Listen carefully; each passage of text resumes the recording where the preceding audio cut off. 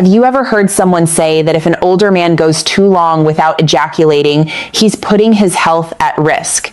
It's the kind of advice that spreads quickly between friends, shows up online, and leaves a lot of men wondering if they're unknowingly hurting themselves.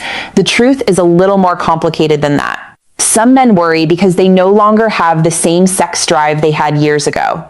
Others are widowed, single, dealing with erectile dysfunction, or simply not interested in sex as often as they once were. And then there are those who wonder if they should force themselves to ejaculate because they've heard it protects the prostate or boosts testosterone. If you've ever had those questions, you're certainly not alone.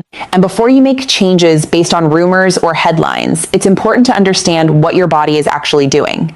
My name is Dr. Narita. And for the past 16 years, I've had the privilege of helping thousands of older men better understand their health, confidence, and quality of life. Every day, I care for men who ask these same questions in my clinic. Today, I'd like to explain what we truly know, what we still don't know, and what really deserves your attention. Before we begin, if you enjoy practical, evidence-based men's health information, please consider liking this video and subscribing to the channel. And I'd love to hear from you in the comments. What's the biggest myth you've ever heard about men's health after age 60? Let's start with the biggest misunderstanding. Many people believe that the body works like a pressure tank. They imagine that semen simply keeps building up until it becomes harmful if it's not released. That's an easy picture to imagine, but it isn't how the male body works. Your reproductive system is much more like a well-managed workshop than an overflowing container. Sperm are produced continuously inside the testicles, but they don't stay there forever waiting for release. If they aren't ejaculated, the body naturally breaks them down and recycles many of their components. It's an efficient process that's been part of human biology all along. That means not ejaculating for weeks or even months doesn't automatically create a dangerous buildup. Your body has ways of maintaining balance without forcing anything. This surprises many of my patients because they've spent years believing the opposite.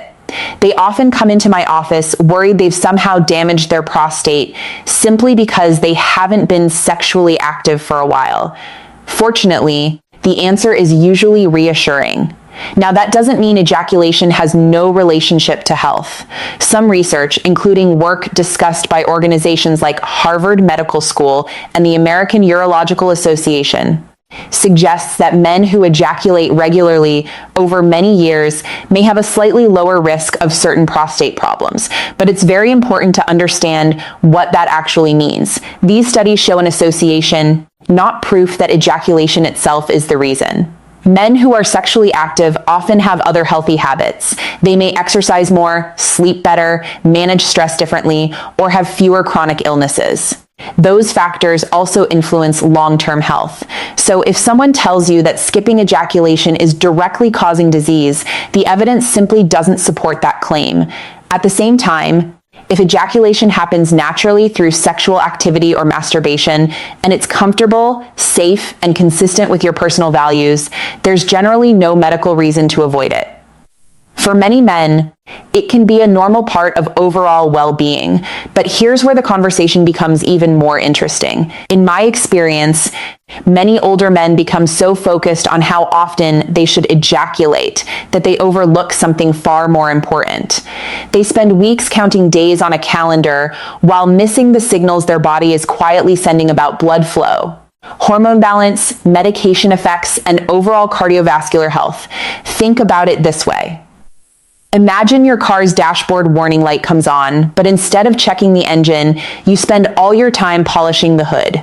The hood matters, but it isn't what keeps the car running. Your sexual health works much the same way. Changes in ejaculation frequency are often not the problem themselves. Sometimes they're simply clues pointing towards something deeper that deserves attention. And one of those hidden issues is so common in men over 60 that many don't even realize it's happening until it begins affecting far more than their intimate life. That hidden issue is circulation. Many men think of blood circulation only when they hear about heart disease or high blood pressure. But healthy circulation also plays a major role in sexual function, urinary health, healing, and even energy levels. In fact, the blood vessels that supply the penis are much smaller than the arteries that feed the heart. Because they're smaller, they may show signs of trouble years before heart symptoms appear. I've had many patients tell me they assumed a change in their sexual function was simply part of getting older. While aging does bring changes, it's not always the whole story. Conditions like diabetes, high cholesterol, smoking, obesity, and uncontrolled blood pressure can gradually reduce blood flow without causing obvious symptoms at first. Imagine watering a garden with a hose. If the hose slowly becomes narrower from mineral buildup, the water doesn't stop all at once. The flow weakens little by little. Your blood vessels can behave in a similar way. That's why paying attention to overall vascular health is often far more valuable than worrying about a specific number of ejaculations each month. The encouraging news is that many of the same habits that support your heart also support healthy sexual function.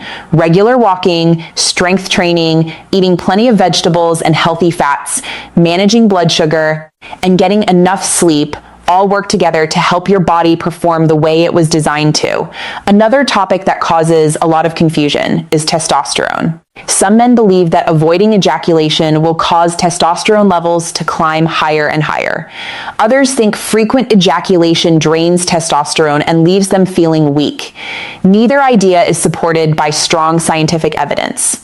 Testosterone naturally rises and falls throughout the day. It also gradually declines with age for many men, although the rate varies from person to person. Factors like poor sleep, excess body fat, chronic stress, heavy alcohol use, certain medications, and untreated medical conditions usually have a much greater impact on hormone levels than ejaculation frequency alone.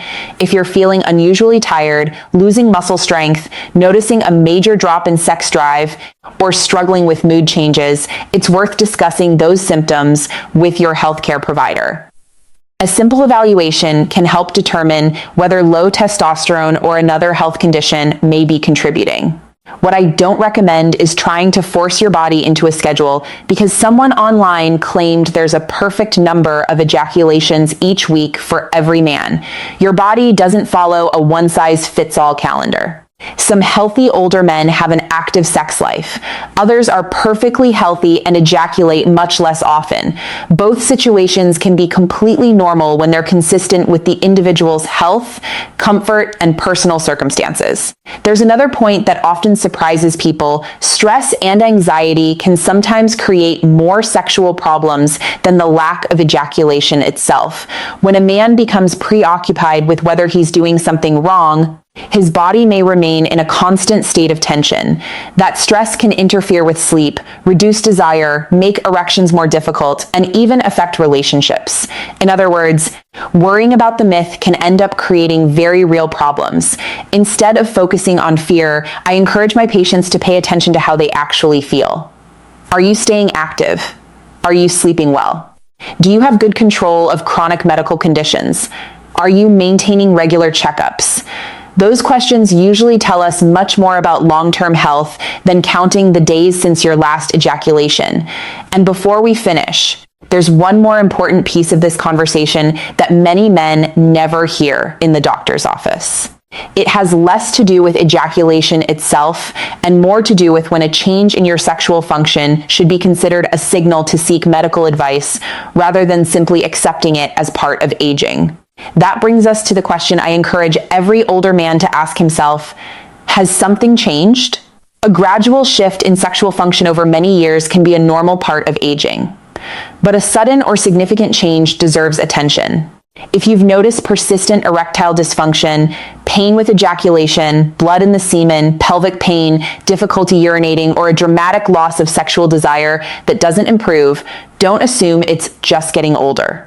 These changes can sometimes be early signs of conditions involving the prostate, hormones, blood vessels, nerves, or even side effects from medications.